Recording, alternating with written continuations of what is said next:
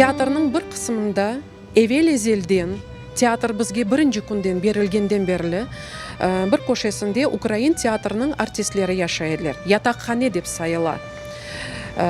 Teatr çok yıllar devamında sudlaşıp bu odalarını özüne aldı.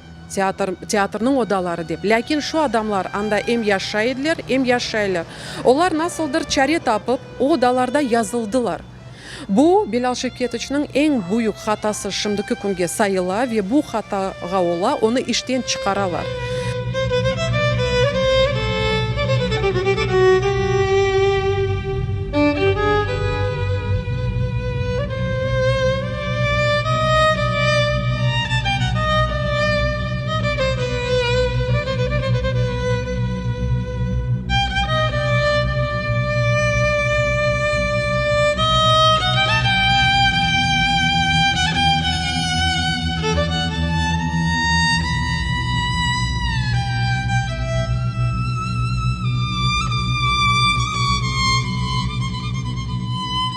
Bilal Bilalov o'zining umrin teatrga bag'ishladi. Qrim Tatar teatrini nechun desangiz, bu teatr menimcha ona o'zining evinden qiymat edi. Bizning xalqimizning medeniyetini, teatrini ko'tarayim deb o'zining umrini bu taxtga qo'ydi. Bizim teatr akademik teatr oldu. Onun rehberliğine. O köterde bütün bizim teatrın büyük basamaklarga neçin deseniz. Он вырос в яркого, харизматичного лидера. За этим лидером готовы идти люди. А в творческом коллективе это очень важно, я вам должна сказать. Можно, конечно, говорить, что это такое несменяемость власти.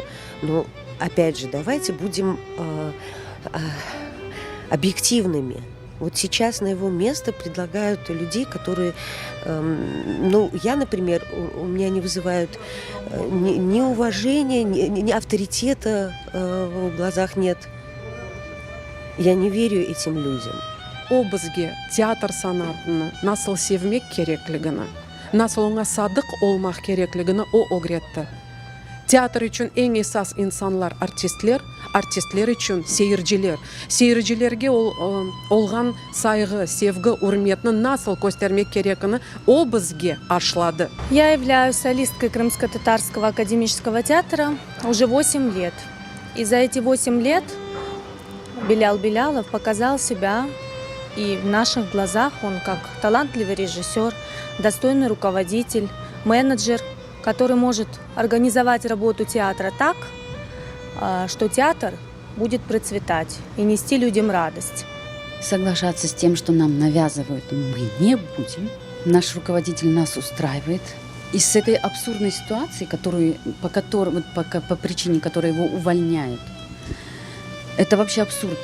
Театр возрос, театр растет, ставятся спектакли, идут зрители. Первые годы мы начинали с нуля, у нас не было ничего. Мы начинали это на Менделеева, какое-то старое заброшенное здание. Мы работали на добровольных началах, не требуя взамен ничего.